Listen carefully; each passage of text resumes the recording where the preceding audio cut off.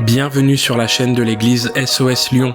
Nous espérons que ce message sera un encouragement et une bénédiction pour ta vie. Amen. Le thème de mon message aujourd'hui, je l'ai intitulé « Avance ». Et j'aimerais que nous puissions plonger directement dans la parole de Dieu, dans Actes 3 au verset 1 à 10. Et nous allons lire ce texte qui dit « Pierre et Jean montaient ensemble au temple à l'heure de la prière. C'était la 9e heure, soit 3 heures de l'après-midi. Il y avait un homme boiteux de naissance qu'on portait et qu'on plaçait tous les jours à la porte du temple, appelé la Belle, pour qu'il demandât l'aumône à ceux qui entraient dans le temple. Cet homme, voyant Pierre et Jean qui allaient y entrer, leur demanda l'aumône. Pierre, de même que Jean, fixa les yeux sur lui et dit « Regarde-nous ». Et il le regardait attentivement, s'attendant à recevoir d'eux quelque chose. Alors Pierre lui dit « Je n'ai ni argent ni or, mais ce que j'ai, je te le donne. Au nom de Jésus-Christ de Nazareth, lève-toi et marche. » Et le prenant par la main droite, il le fit lever. Au même instant, ses pieds et ses chevilles devinrent fermes, et d'un saut, il fut debout et se mit à marcher. Il entra avec eux dans le temple, marchant, sautant et louant Dieu. Tout le monde le vit, marchant et louant Dieu. Il reconnaissait que c'était celui qui était assis à la belle porte du temple. Et il fut rempli d'étonnement et de surprise au sujet de ce qui lui était arrivé. Amen. Jusqu'ici, la parole de Dieu. J'aimerais aujourd'hui que l'on regarde à ces 3 personnes, à ces 3 hommes ensemble, Pierre, Jean. Et pour commencer, on va regarder au boiteux. Le boiteux était un homme que l'on emmenait ici tous les jours.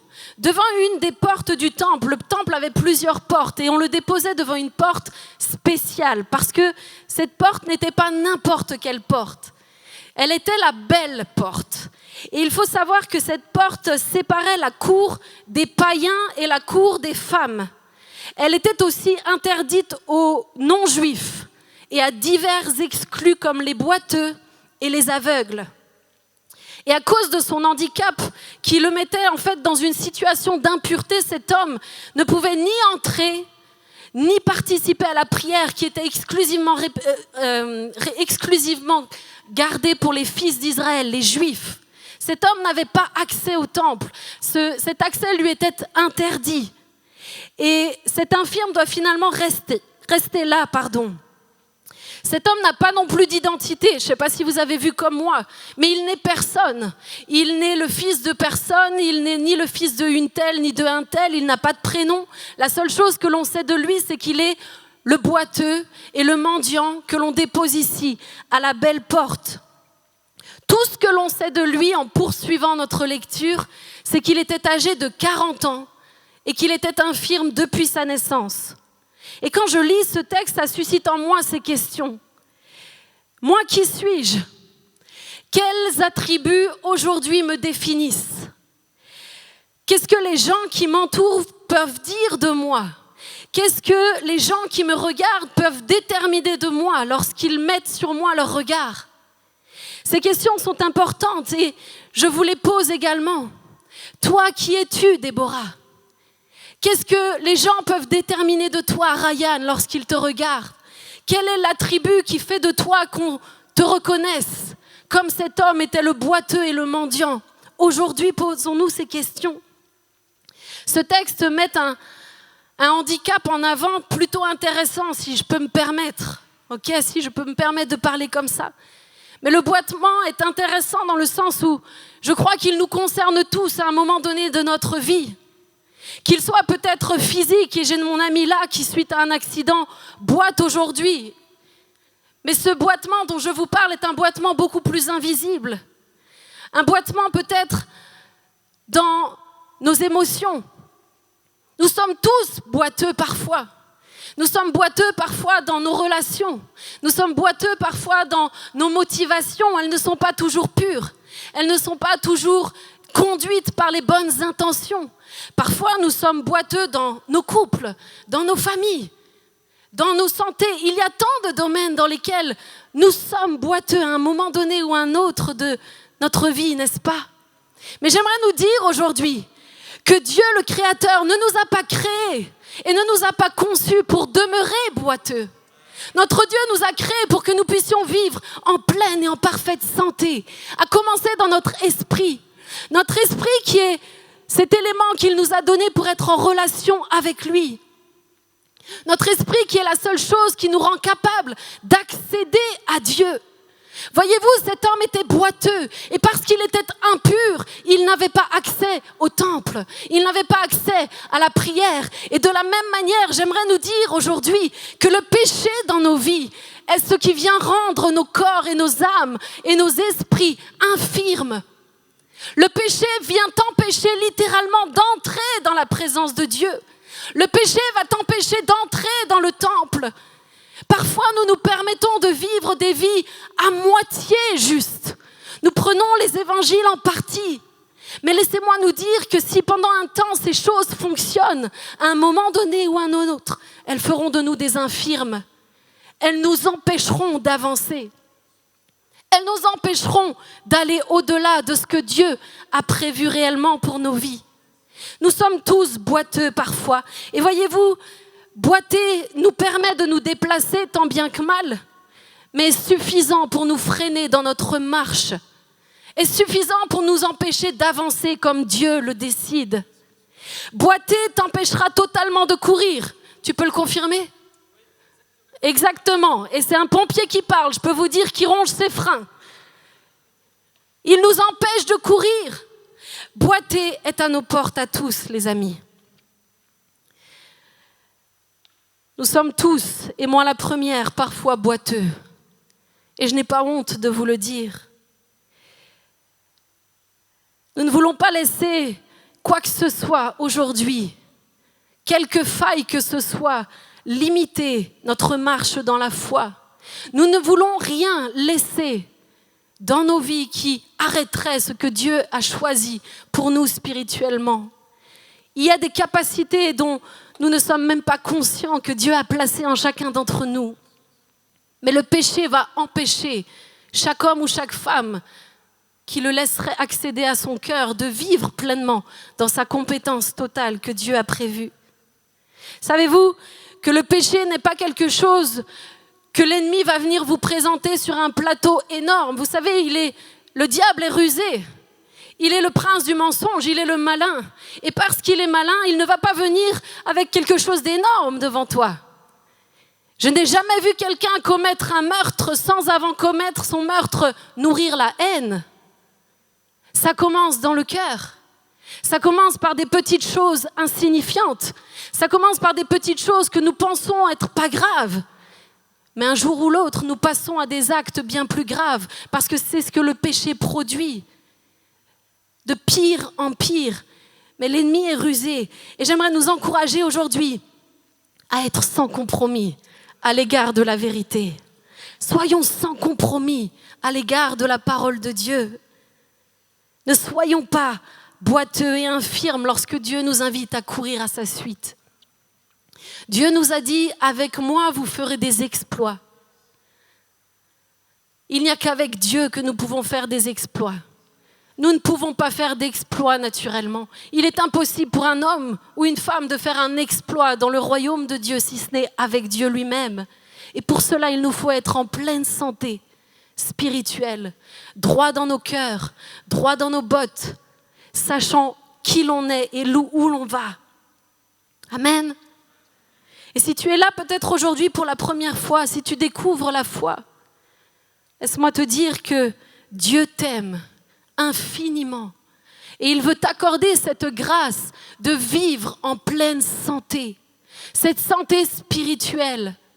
Alors certes, tu n'es pas aujourd'hui mendiant dans la rue, tu n'es pas assis au dehors comme ce boiteux l'était aux portes du temple, mais tu es en quête dans ton âme, tu es boiteux dans ton âme, tu cherches un sens à ta vie, tu cherches un sens à ton existence. Et aujourd'hui, le Dieu que je sers est là pour te rencontrer. Si c'est ton cas, sache que tu n'es pas ici, assis par hasard. Non, Dieu t'a voulu ici. Il t'a choisi pour que tu entendes ce message et que tu puisses repartir pleinement libre, comme ce texte nous le montre juste ensuite. Mon ami, tu n'es pas appelé à rester à terre. Tu n'es pas appelé à rester mendiant. Regardons maintenant à Pierre et Jean. Est-ce que j'ose demander une petite bouteille d'eau? Qui sont ces hommes? Ces hommes sont des apôtres, certes, pardonnez-moi, mais ils sont avant tout des disciples comme vous et moi. Ils sont disciples de Jésus-Christ. Et j'aimerais qu'on regarde plus précisément à Pierre qui va s'adresser à cet homme. Il va lui dire « Regarde-nous ». On imagine bien la scène là d'un homme prostré. Cet homme ne regarde même plus les gens qui passent. Je l'imagine prostré. Peut-être il y a une image qui s'affiche. Il est prostré. Il est malheureux. Il n'ose plus attendre quoi que ce soit. Peut-être que sa seule espérance de vie, en fait, est de sentir une petite pièce tomber dans sa main. Voilà la seule chose que cet homme attendait. Et peut-être que tu es là aujourd'hui et que tu ne t'attends plus à grand-chose. Tu es peut-être là comme ce boiteux était aux portes, attendant ou espérant peut-être une petite pièce, un petit bonheur fictif. Cet homme n'avait plus d'espérance. Mais Pierre va continuer et lui dire, alors que l'homme relevait la tête en les regardant, il va lui dire, je n'ai ni argent ni or, mais ce que j'ai, je te le donne. Au nom de Jésus-Christ de Nazareth, lève-toi et marche. Et le prenant par la main droite, il le fit lever. Et c'est ainsi que ses pieds et ses chevilles devinrent fermes. Voilà ce qui t'attend, mon ami, si tu oses lever la tête, si tu oses lever le regard, si tu oses regarder un peu plus haut que ta misère, si tu oses lever les yeux, non pas vers Pierre, non pas vers Jean, non pas vers Pasteur Matt ou moi-même, mais vers celui par lequel le miracle a pris place. Mes amis, le nom de Jésus est tout puissant, le nom de Jésus sauve, le nom de Jésus libère, le nom de Jésus guérit, et ce Jésus est ici aujourd'hui, et ce Jésus s'adresse à toi aujourd'hui. La question que je nous pose à nous, qui sommes disciples et qui marchons avec Jésus, qu'aurions-nous fait face à ce boiteux? Et que faisons-nous aujourd'hui dans nos quotidiens face à tous les boiteux qui se présentent autour de nous? Face à toutes ces personnes dans le besoin, face à toutes ces personnes dont le péché tient captif et les empêche d'accéder à Dieu lui-même, les empêche d'accéder au temple, que faisons-nous? Disciples de Jésus, nous n'avons ni argent ni or, mais avons-nous aujourd'hui la conscience de la puissance qui réside en nous? Sommes-nous comme Pierre et Jean conscients de la puissance du nom de Jésus capable de relever n'importe quel infirme? Nous avons vécu ensemble la semaine passée un aperçu de ce que la présence et la gloire de Dieu veut dire, n'est-ce pas?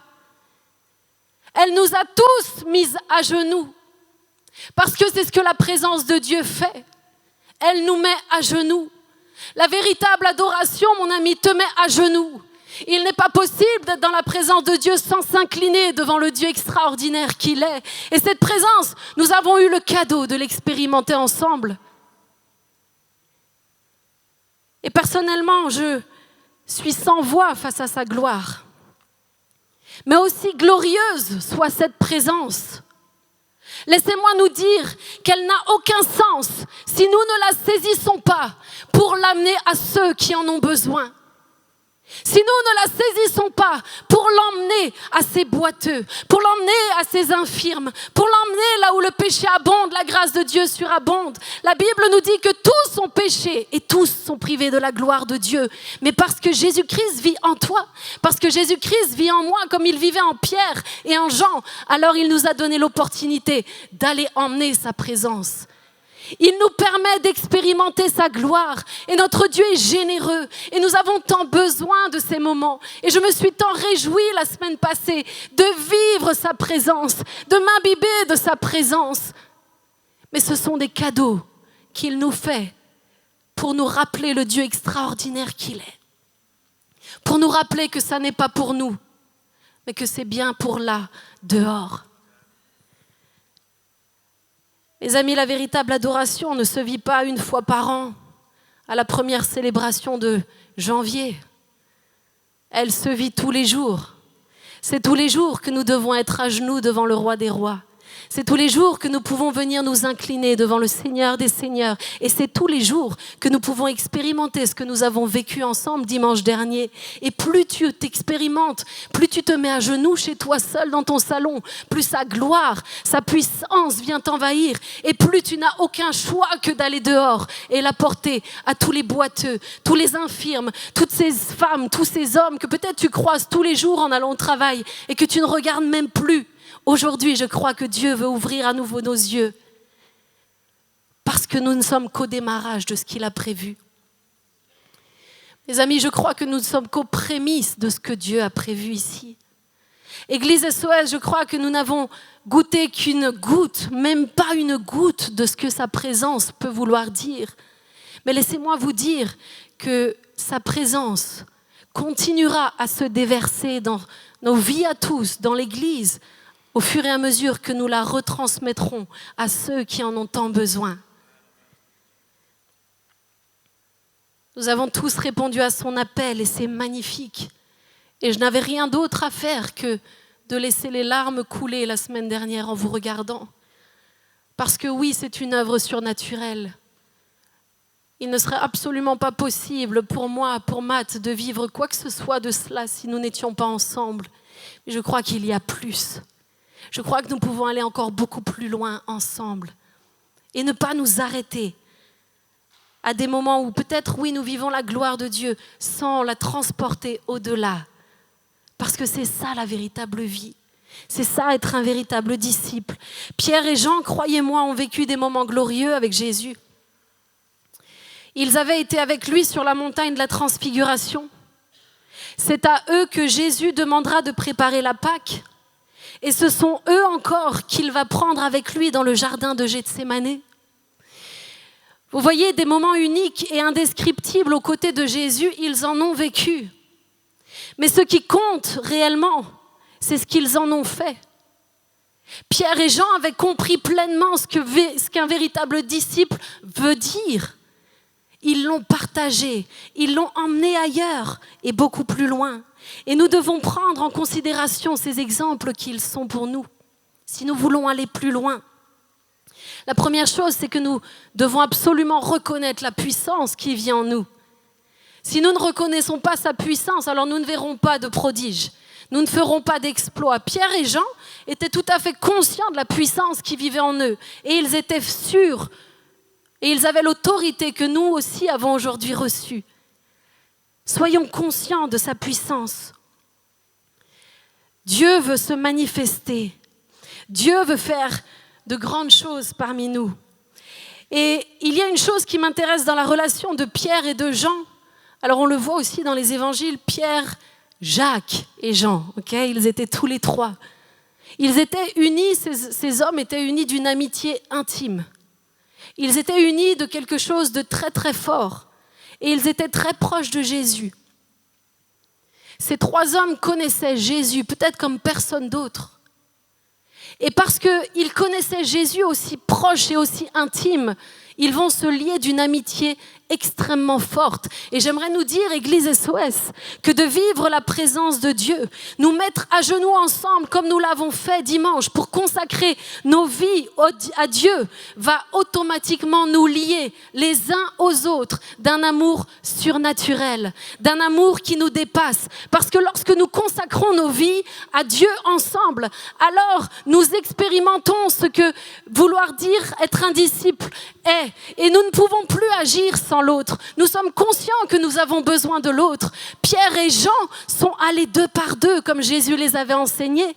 Pierre et Jean sont allés deux par deux accomplir les miracles. Et de la même manière, alors que nous avançons dans le service, nous allons recevoir un amour divin. Et j'aimerais nous encourager aujourd'hui à non seulement laisser l'amour de Dieu prendre place en nous, mais également à laisser nos cœurs s'élargir les uns pour les autres. C'est à cet amour que le monde verra que je suis Christ Sauveur. C'est à l'amour que nous avons les uns pour les autres que le monde verra. Et lorsque nous entrons dans cette réalité spirituelle, nous vivons quelque chose d'extraordinaire. Est-ce que c'est facile ? Non. Je suis défiée, les amis. Laissez-moi vous dire que je suis challengée, et en ce moment plus que n'importe quand. Je suis défiée dans ma foi. Je suis défiée face à l'amour que Dieu est en train d'élargir en moi pour son peuple, pour chacun d'entre vous. Parce que naturellement, je ne pourrais pas le faire. Mais c'est bien là que le miracle a lieu, c'est que c'est une œuvre surnaturelle. Et plus nous lui disons, oui Seigneur, prends toute la place, plus je vous aime. Cela ne vient pas de moi, mais j'ai pu vivre et expérimenter par la puissance de l'amour des miracles incroyables. Et je ne veux pas que ma vie s'arrête à ça. L'amour est tout puissant. Elle est une barrière, elle est un vecteur qui fait tomber toutes les barrières. Par amour, les amis, vous pouvez voir tant d'infirmes se relever, tant de boiteux retrouver leur marche, tant de personnes commencer à avancer dans la destinée que Dieu avait conçue depuis toujours. Laissons-le élargir nos cœurs. Je crois que son œuvre extraordinaire n'est qu'au démarrage dans nos vies. J'ai fait ce choix de lui dire « Oui, prends tout, Seigneur ». Il y a longtemps. Ma vie n'est pas la mienne. Je ne veux d'ailleurs rien ici-bas. Je n'ai aucune possession et je n'en veux aucune, si ce n'est celle de connaître mon Sauveur, de le laisser m'élargir et de pouvoir aimer ceux et celles que Christ a tant aimés qu'il a donné sa vie pour chacune d'entre elles. Il n'y a pas de plus belle vie, aussi défiante soit-elle. Pierre et Jean vont fixer leur regard. Et de la même manière, je nous encourage à fixer nos regards. Commençons à ouvrir nos yeux. Commençons à regarder dans les trajets que nous faisons. Vous savez, ils allaient au temple plusieurs fois par jour. C'était des Juifs, ils allaient à la prière plusieurs fois par jour. Et j'aimerais nous dire qu'il y a des trajets tous les jours que nous faisons où il va nous falloir ouvrir les yeux. Laissons Dieu nous ouvrir les yeux. Pierre et Jean sont venus avec quelque chose d'autre.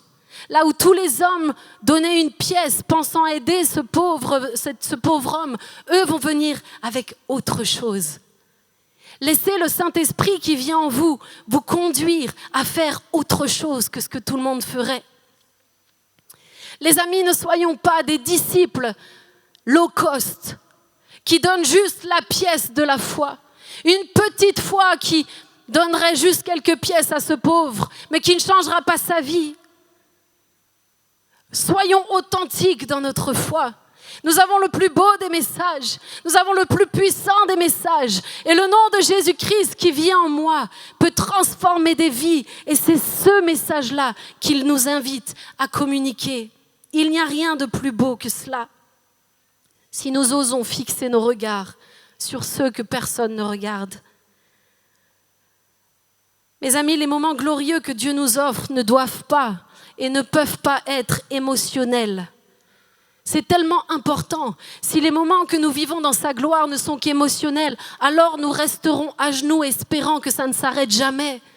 Mais laissez-moi vous dire que la véritable adoration qui nous met à genoux est une chose. Le véritable service, lui, te met debout et te permet de marcher et d'avancer dans l'œuvre glorieuse que Dieu a préparée pour toi d'avance.